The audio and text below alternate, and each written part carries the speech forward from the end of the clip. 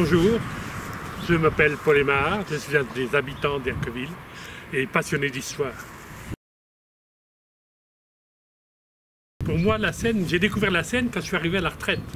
J'ai pris ma retraite ici en 2000 et donc on avait cherché une maison dans le coin et donc on est devenu propriétaire d'une maison à Erqueville en 98. Juste pour, première chose que j'ai vue en arrivant, c'est la finale de la Coupe du Monde en 98 en juillet, le 12 juillet 98. Alors, on a découvert la Seine ici, mais la région est magnifique. Le lit de la Seine entre les Andes libres et Pose et Rouen, c'est une splendeur. Donc moi je fais souvent du vélo sur le bord de la Seine, je fais le tour par le barrage de Pose et je reviens de l'autre côté, et c'est extraordinaire. Et puis, depuis j'ai fait plusieurs fois aussi le promenade en bateau, c'est magnifique. Donc on a vraiment une chance inouïe d'avoir ce fleuve, ces paysages et les maisons qui l'entourent, les constructions. Un village comme Portejoie, c'est des maisons anciennes, tout ça, qui sont peut-être pas à l'abri des inondations, mais c'est quand même assez extraordinaire. Non, non, le coin est superbe. Le coin est superbe. C'est le village d'origine, en bord de Seine. Toutes ces maisons ont appartenu à Louis Renault, il avait tout racheté. Et c'est le village d'origine qui s'est construit à l'endroit où il y avait un bac de Moyen-Âge, il y avait un bac qui traversait depuis Portejoie à Erqueville et qui montait après vers le Vexin normand et le Vexin parisien. C'était la route directe. Le bâtiment qui est devant nous, c'est tout ce qui reste du château d'origine du seigneur d'Erqueville avant Renault. Ce bâtiment donc, a été réaménagé par Louis Renault pour y faire vivre sa nièce par alliance. Donc il y a eu ces deux nièces. Louis Renault a eu deux nièces. Une qui était, ça c'était son logement pour elle, et l'autre c'est le Home de la Vallée qui est derrière, qu'on verra tout à l'heure, qui est aussi la nièce par alliance, celle qui était mariée avec François Louis II, qui sera directeur général des usines Renault de 1930 à 1940, et après sera secrétaire d'État du gouvernement de Vichy, et qui s'est, à cette occasion-là, fâché avec la famille Renault.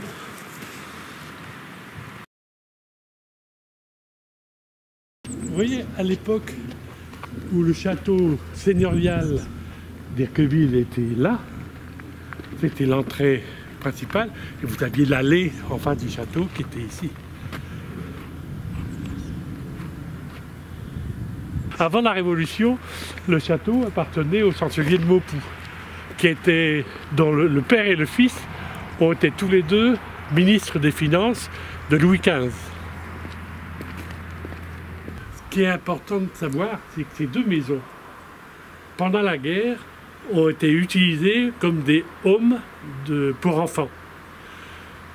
Dès 1939, dès le début de la guerre, la femme de Louis Renault a organisé dans ces maisons l'hébergement des enfants des ouvriers des usines de Billancourt. Pour d'une part éviter les risques de bombardement, et puis pour les nourrir, les mettre au grand air et tout ça. Et ces homes d'enfants vont exister jusqu'à la fin de la guerre en 1944. Donc cette maison du Home de la Vallée, appelée le Home de la Vallée, a été construite par Louis Renault pour son neveu par alliance, François Louis II, qui était marié avec la nièce, avec la fille de Marcel Renault. Marcel Renault, c'est le frère aîné de Louis Renault, et il sera tué en course automobile en 1903. Donc Louis Renault a récupéré sa nièce qu'il a élevée, hein, et c'est pour elle qu'il a fait construire cette maison quand elle s'est mariée avec François Louis II, qui est devenu directeur général des usines Renault pendant 10 ans avant la guerre. Alors imaginez, Louis Renault arrive pour la première fois ici en 1905. Il passe en bateau sur la Seine. Parce qu'une des passions de Louis Renault, en dehors de la mécanique, c'est aussi les bateaux et la chasse. Et il passe ici en 1905 en se promenant avec son yacht. Il découvre un château en haut de la colline, en haut de la falaise, et il a le coup de foudre. Donc le château s'appelle la Batellerie. Il y a une surface de terrain de 425 hectares. Et en 1906, Renault achète la Batellerie et ses 425 hectares. Alors, il fait détruire le château qu'il y avait et il fait construire en plusieurs étapes le château que l'on voit aujourd'hui. Alors, le château proprement dit, c'est le bâtiment à gauche. Et le bâtiment à droite, c'est un bâtiment annexe, c'est l'annexe du château, qui est relié au château par une allée couverte. Et dans l'annexe, vous avez en bas la piscine et au-dessus des chambres d'amis pour ses invités. Et au-dessus, sous les toits, les chambres des domestiques. Parce que les amis, quand ils viennent, évidemment, ils avaient leur domesticité, il fallait les loger aussi. Et la maison que vous voyez en bas, ça s'appelle Les Matelots. C'est la maison que Renault a construite pour l'équipage de son yacht. Donc les marins de son yacht habitaient dans cette maison qui donne directement sur la Seine. On pouvait faire rentrer, on peut toujours faire rentrer sous la maison des bateaux, des petits bateaux. Donc toutes les maisons que vous voyez sur Erqueville ont appartenu à Louis Renault. Toutes. Et des gens qui travaillaient pour lui y logeaient. Et vous voyez la maison qu'on voit presque en face, la petite maison assez basse là, qui est là, c'est là qu'habitait Fix Massot, le sculpteur. Ici commence le domaine Renault. À partir de là, c'est encore la propriété de la famille Renault, ça, tout ça. Jusqu'à la mairie, c'est la propriété de la famille Renault.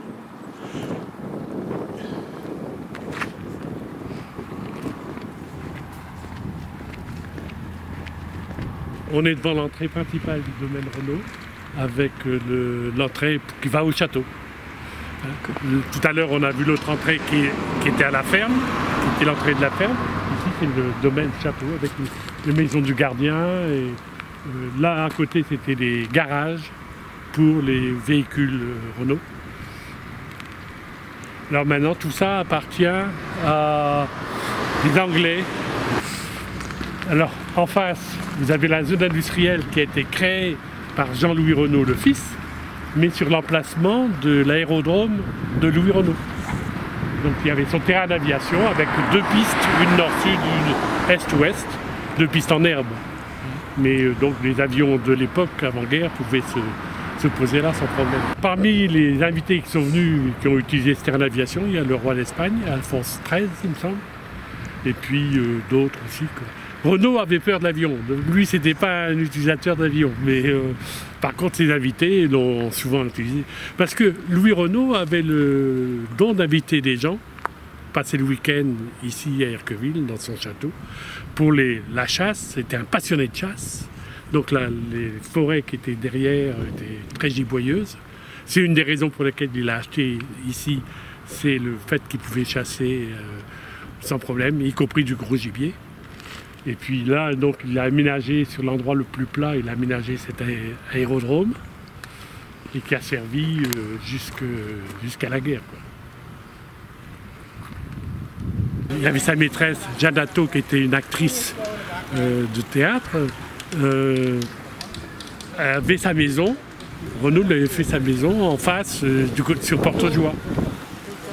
Donc, la famille Renault n'était pas à l'abri non plus de maîtresse et tout ça, c'était un peu à la mode de l'époque. Hein. Alors, parmi toutes les fermes de Louis Renault qu'il avait sur son domaine, son travail a toujours été de spécialiser ses fermes. Celle-ci, la ferme de Daubeuf, hein, a été spécialisée dans l'élevage des poulets. Et c'est toujours le cas. Les maisons que vous voyez là, c'est pour l'élevage de poulets. Alors évidemment, en plein hiver, ils sont à l'abri, alors que la ferme maintenant n'a plus rien à voir avec la famille Renault. Les fermes ont été vendues les unes après les autres, quoi, par la famille Renault après la guerre. Maintenant, il faut essayer de la casser. Donc, ces bandes qui marquent les limites des propriétés du domaine Renault, marqué l'UR de Renault. Donc, ici, on est après tout de suite la falaise descend vers la Seine. Donc, on est en limite de propriété. On arrive à Nuit. Renault, qui était un chasseur acharné, avait acheté d'ailleurs la propriété ici parce qu'elle était très... Il y avait beaucoup de gibier, il y avait pas mal de gibier. Et donc, il organisait des chasses, il invitait beaucoup de gens à ces chasses. Et pour que le gibier soit conséquent et que ses invités soient contents, il avait fait installer des barrières pneumatiques tout autour de la forêt qui séparaient la forêt de la plaine qui arrive devant le domaine d'Erqueville, devant le château d'Erqueville. Et donc, ces barrières pneumatiques étaient commandées depuis le château. Et donc, quand il faisait relever ces barrières, il a ameuté ses ouvriers, tout ça, pour faire partir le gibier, quoi, ramener le gibier vers les barrières. Et puis, à son signal, les barrières étaient abaissées. Le gibier donc partait dans la plaine et où les chasseurs les attendaient. Tout ça. Alors inutile de dire que Renault était toujours au meilleur endroit pour avoir le meilleur résultat, quoi. Il faisait un carton évidemment, il savait que le gibier allait lui arriver dessus. Donc c'était une chasse très organisée. Mais on retrouve encore dans la forêt des restes de barrières pneumatiques. Hein. On trouve des pièces fabriquées d'ailleurs à l'usine de Billancourt, des presses pneumatiques, des petites pompes là, qui faisaient baisser et remonter les barrières. C'est extraordinaire. C'était extraordinaire.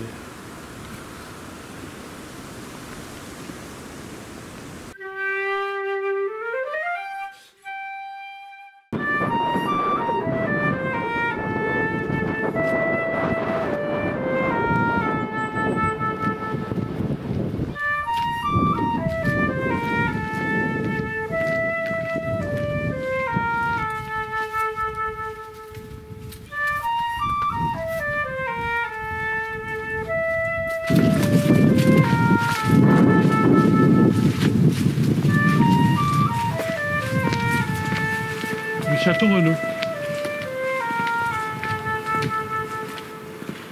Il y avait d'autres maisons qui ont été construites aussi de ce côté-ci de la Seine. Parce que Louis Renault, il y a 3 étapes. 1905, il arrive, il achète le château, 425 hectares, et il n'aura de cesse que d'agrandir son domaine. Par l'achat, chaque fois qu'il y a un terrain à vendre, il rachète, une ferme à vendre, il la rachète. Donc il a eu jusqu'à une dizaine de fermes. Et son domaine est monté jusqu'à 1900 hectares au total. Alors c'est vrai qu'il a spécialisé les fermes dans l'élevage, dans les moutons, dans le beurre, les œufs. Enfin, chaque ferme était un peu spécialisée.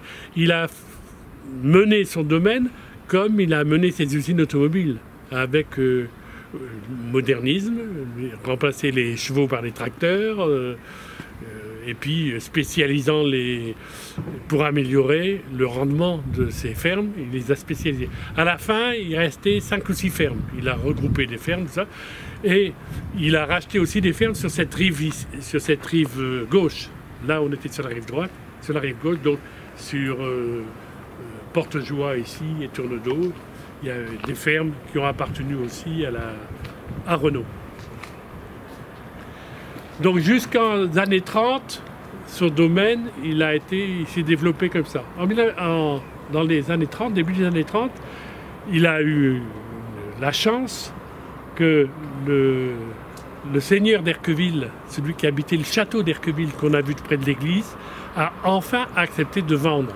Parce que ça, c'est un domaine qui coupait en deux le domaine de Renault et ça faisait tâche. Donc Renault, enfin, a réussi à le convaincre de lui vendre son château. Donc là, les 2000 hectares de domaine ça faisait plus qu'un seul morceau, quoi. Donc c'était parfait. Et à partir de 1930, Renault a engagé des gros travaux d'aménagement. C'est là que la petite mairie s'est trouvée prise dans son parc à lui. Donc il a fait construire la nouvelle mairie en 1935.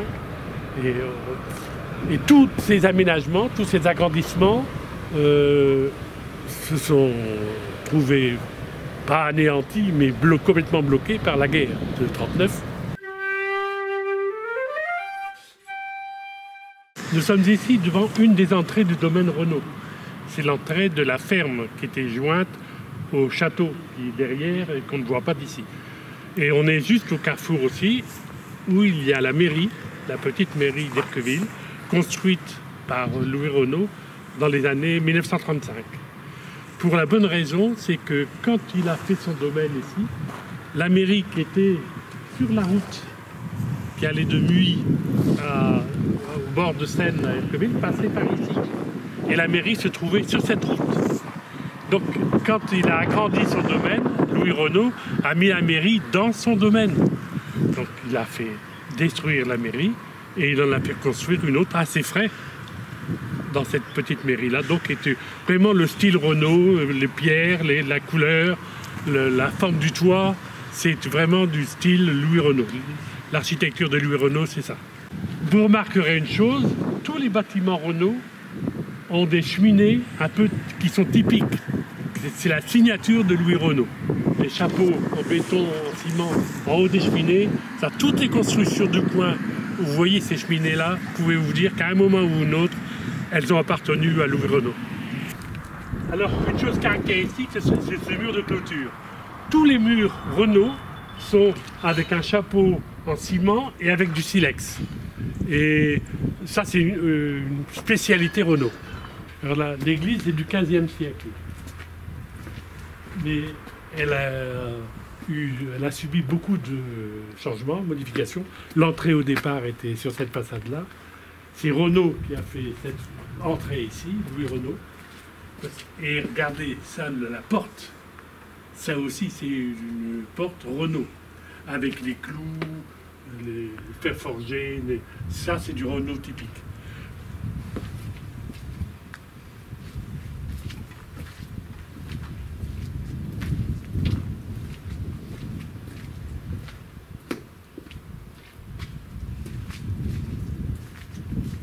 À l'époque de Renault, le chauffage de l'église était assuré par une chaudière qui était enterrée ici, une chaudière à bois, et qui envoyait de l'air pulsé dans l'église.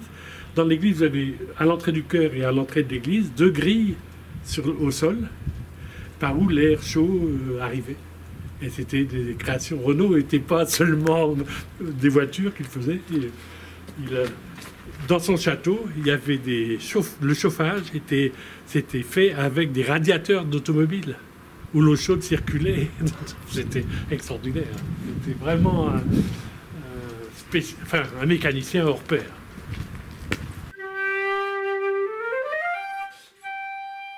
Le premier pont, c'est le pont d'Andé, qui a été détruit en 1940 comme l'autre pont par l'armée française, et qui a été reconstruit après du temps de Vichy, en 1941-1942. Le pont a été construit sous le régime de Vichy. Mais les Allemands, qui ont accepté la construction du premier pont, n'ont jamais accepté la construction du deuxième pont. Donc le deuxième pont, qui est monument historique, puisqu'il a été record du monde du pont d'une seule travée en béton précontraint dans les années 20. Il était record du monde à cette époque. Le pont a été reconstruit qu'après la guerre. Quand ils ont construit le pont, dans les années 20, il s'est écroulé. Il y a eu une tempête et les échafaudages se sont écroulés. La première mouture. Donc ils sont restés quelques années sans pont, ce qui a beaucoup gêné Louis Renault, parce que quand il arrivait par l'autre côté, il fallait qu'il prenne un bac pour traverser, pour aller chez lui. Donc il a beaucoup râlé à l'époque. Puis pendant la guerre, on a réinstauré des bacs pour remplacer les ponts qui avaient été explosés par l'armée française. Donc je vous ai dit en 1939, beaucoup de fermes et de maisons qui appartenaient à Renault ont été transformées en homes d'enfants pour les enfants des ouvriers. Mais il n'y a pas si longtemps, je me souviens qu'un jour en septembre, les journées du patrimoine, j'ai vu arriver un vieux couple et un grand-père qui me dit je suis venu ici en colonie de vacances en 1944. Mon père travaillait à Billancourt et je suis venu ici. Il n'était pas revenu depuis. Et là, en sentant un peu, il était sur ses vieux jours, il voulait revoir et montrer à sa femme là où il avait vécu en 1944. Et il était, lui, hébergé dans le château et il nous a raconté qu'il était là quand il y a eu les funérailles de Louis Renault. Donc en fin septembre ou début octobre 1944, donc l'enterrement de Louis Renault, il dit tous les enfants, on a traversé tout le domaine à pied pour aller jusqu'à l'église et pour assister à l'enterrement de Louis Renault. Ils n'étaient pas revenus depuis. Hein.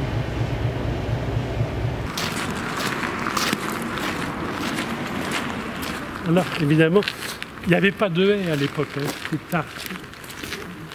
De chaque côté de l'entrée, ça ressemblait un peu à ça.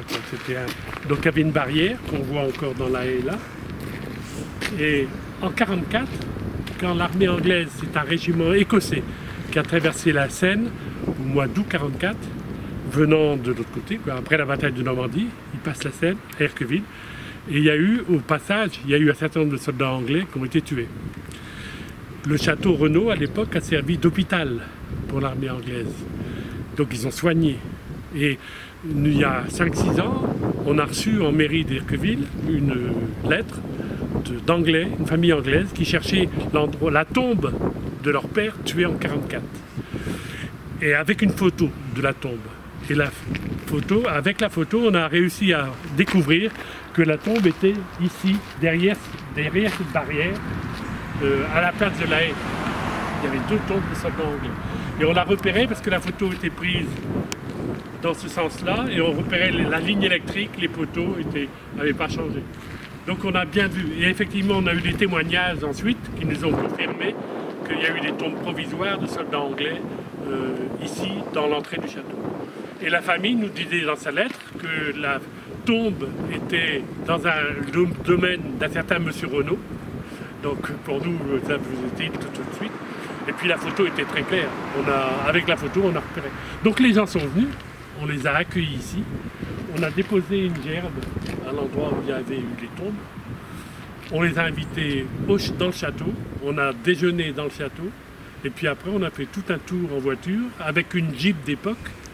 On a fait tout un tour pour aller voir les endroits en bord de Seine qui ont été traversés par les Anglais en 1944, sur Muy et sur Erqueville. Et depuis, ces gens-là nous envoient leur carte de vœux tous les ans à Noël. Aujourd'hui du patrimoine, on a énormément de questions sur Louis Renault, sur le pourquoi, du comment, enfin les nationalisations. Est-ce que Renault a vraiment collaboré ou pas collaboré, tout ça. Aujourd'hui, alors pour comprendre les accusations contre Renault, il faut se remettre vraiment dans le contexte de 1936 et de 1940 et de 1944. Dans ce contexte-là. On ne peut pas séparer, comprendre ce qui s'est passé en 1944 si on oublie 1936 et 1938. Les occupations d'usines, le lockout de 1938 chez Renault, et puis bon. Et la résistance et la force du Parti communiste en 1944. Ça, il faut se remettre dans ce contexte-là pour comprendre. Parce qu'aujourd'hui, on sait que 90% des entreprises françaises ont collaboré. Donc Renault a collaboré effectivement, il y a tous ces camions qu'il a construits, les 60% des camions c'était des camions à essence pour l'armée allemande, les autres c'est des camions au charbon de bois là, qui étaient pour les Français, mais autrement.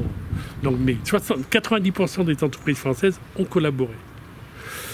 Et il faut comprendre ça, il faut faire un détour par les 3 guerres qu'on a eues en un siècle entre l'Allemagne et la France. En 1870, l'Allemagne bat la France en 6 semaines, comme en mai 40 d'ailleurs, en 6 semaines. ils occupent la France, tout ça. Pour accepter de retirer leur armée, ils mettent une pénalité à la France, 6 milliards de francs or. Ils pensent qu'avec ça, la France va être ruinée, ça va plus être une concurrence, tout ça, ils vont être seuls en Europe à dominer l'Europe. Et la France paye rubis sur l'ongle ces 6 milliards de francs or, les Allemands rentrent chez eux et ils se sentent un peu roulés dans la farine. En 14, ils réattaquent la France, ils occupent que le nord de la France. Et là, ils font une erreur tragique, c'est qu'ils pillent, mais ils vident toutes les usines. Ils pillent les usines, ils enlèvent les machines, ils détruisent tout. Ce qui fait que toute la population se trouve au chômage. C'est la misère. Et ils ont un mal fou avec cette population civile qui s'occupe dans le département du Nord, du Pas-de-Calais, tout ça, qui n'a plus de travail. Et au point qu'à partir de 1916, les Allemands sont obligés d'évacuer les femmes et les enfants qui n'apportent rien, qui ne sont pas utilisables, on ne peut pas les faire travailler pour les Allemands. En 1940, ils n'ont pas fait la même erreur. En 1940, ils ont poussé les entreprises à ouvrir très rapidement pour éviter le chômage de masse. Et puis, pour faire tourner les usines, qu'est-ce qu'il fallait faire? Il fallait poser des commandes. Et les Allemands ont passé des commandes aux usines, aux entreprises françaises, en les payant avec l'argent de l'indemnité d'occupation. Cette indemnité d'occupation, c'était 400 millions de francs par jour. 400 millions de francs par jour. C'est à peu près 130 millions d'euros par jour. Et ça a été payé jusqu'au mois d'août 1944. Alors que Paris était en train de se libérer, en août 1944, les Allemands réclamaient encore qu'on leur paye l'indemnité. Et cet argent a servi à passer des commandes dans les usines, à faire le mur de l'Atlantique, à faire travailler des usines françaises. Donc ça explique que 90% des entreprises ont collaboré pour l'Allemagne. Les 10% qui n'ont pas collaboré, c'était des filiales d'entreprises étrangères, comme Hutchison par exemple, et que bon, Hutchison c'était en Angleterre et aux États-Unis, ils ont fermé leurs filiales françaises, point. Donc il n'y a pas eu de souci. Mais tous les autres, quel que soit le niveau des entreprises, hein, même le petit artisan du coin, il a, comme on voit très bien dans le film Un village français, l'artisan qui fait du bois, tout ça, bon, il est obligé de travailler pour les Allemands, c'est le seul débouché qu'il a. Les Allemands avaient tout prévu quand même. Hein. Ils ont fait tourner les usines, ils ont fait en sorte que les gens aient du boulot, mais les augmentations de salaire étaient interdites. Donc effectivement, cet afflux d'argent des 400 millions de francs qui venaient tous les jours avait des résultats évidents, que les prix montaient, l'inflation, tout ça. Donc à la fin de la guerre, les ouvriers ils tiraient la langue parce que les salaires étaient toujours les mêmes qu'en 1940. Alors la collaboration économique, il faudrait la revoir un peu aujourd'hui et puis voir Renault, est-ce qu'il a vraiment collaboré? Donc c'est pas un problème de collaboration, à mon avis, l'histoire Renault, c'est un choix politique. En 1944, avec le Conseil national de la résistance, De Gaulle était confronté à une demande très forte de nationalisation de toute l'économie. Et bon, il ne pouvait pas accepter ça, donc il a fait la part du feu. Et la part du feu, c'est trouvé être la première entreprise française de l'époque, Louis Renault. Louis Renault qui était mort, de toute façon. Donc ça ne posait plus de problème. Ça, c'est mon analyse personnelle. Mais je pense qu'aujourd'hui, c'est une question politique. La famille Renault voudrait bien réhabiliter leur grand-père et je leur donne raison. Mais même si, d'un point de vue patronal, c'était sûrement quelqu'un qui n'était pas facile à gérer et tout ça. C'était les patrons de l'époque. Hein. On ne peut pas dire que c'était les enfants de cœur. Mais au niveau de la collaboration, je pense qu'ils ont raison sur le fond.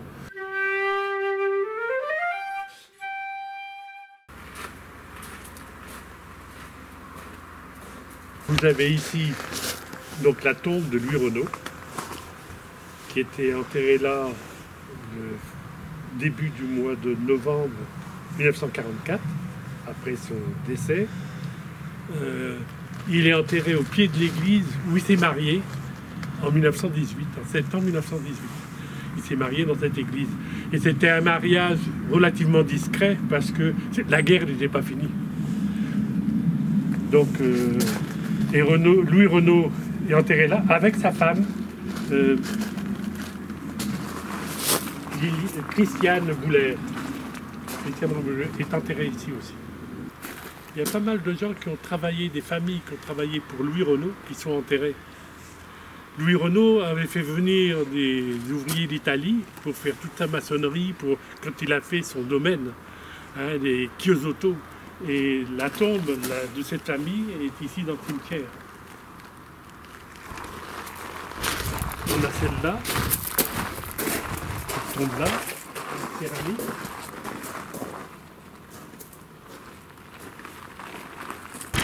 Il y a les Tourneroches, qui sont une famille aussi qui a travaillé. C'est lui notamment qui, pendant la Deuxième Guerre mondiale, était chargé des ateliers pour faire du charbon de bois. Les camions ne fonctionnaient plus que charbon de bois. Donc il y avait une unité de fabrication de charbon de bois dans la forêt derrière. Et c'était M. Tourneroche qui en a été responsable. Il y a une tombe qu'on ne peut pas manquer dans ce cimetière, qui au-delà de la tombe de Louis Renault, c'est la tombe de Fix Massot, un sculpteur très célèbre en France avant la guerre, qui avait une petite maison en bord de Seine, ici à Erqueville, qui était un ami, qui est devenu un ami de Louis Renault. C'est lui qui a fait la Marianne, qui a sculpté la Marianne de la mairie d'Erqueville. Et il était membre du conseil municipal avant-guerre avec Louis Renault. Et il est décédé en 1937. Il a aussi son fils, le fils de Fix Massot, qui était lui un publicitaire très connu avant-guerre aussi, et même après-guerre, qui a fait beaucoup de publicité pour les usines Renault, pour les voitures Renault, est enterré à cet endroit-là aussi. Si on veut trouver aujourd'hui des sculptures de Fix Massot, il faut aller au musée de l'ex-gare d'Orléans à Paris, la gare d'Orsay. Vous y trouverez des sculptures de Fix Massot.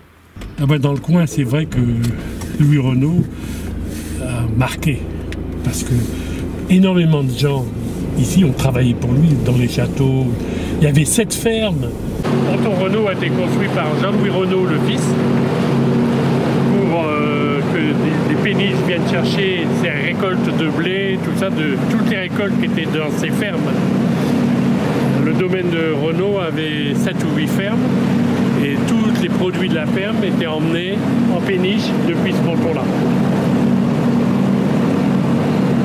Au-dessus, la maison que vous voyez, c'est la maison du neveu par alliance de Renault, François Louis II, qui était directeur des usines Renault de 1930 à 1940, ministre de l'Industrie en 41-42, régime de Pétain. C'était la maison que Louis Renault avait construite pour lui. C'est les châteaux d'eau qui appartiennent aux deux communes, Andé et Erqueville, avec l'écusson d'Erqueville de ce côté-là et l'écusson d'Andé sur la face. C'est un écusson récent parce qu'il y a, parmi les armes qu'il y a sur l'écusson, il y a le losange de Louis Renault, plein centre. On a récupéré, pour faire l'écusson, les armes d'Erqueville, on a récupéré des blasons des anciens seigneurs d'Erqueville au cours des siècles. Mais on ne pouvait pas ne pas mettre Renault, qui est aussi des seigneurs d'Erqueville. C'était dans les années 80.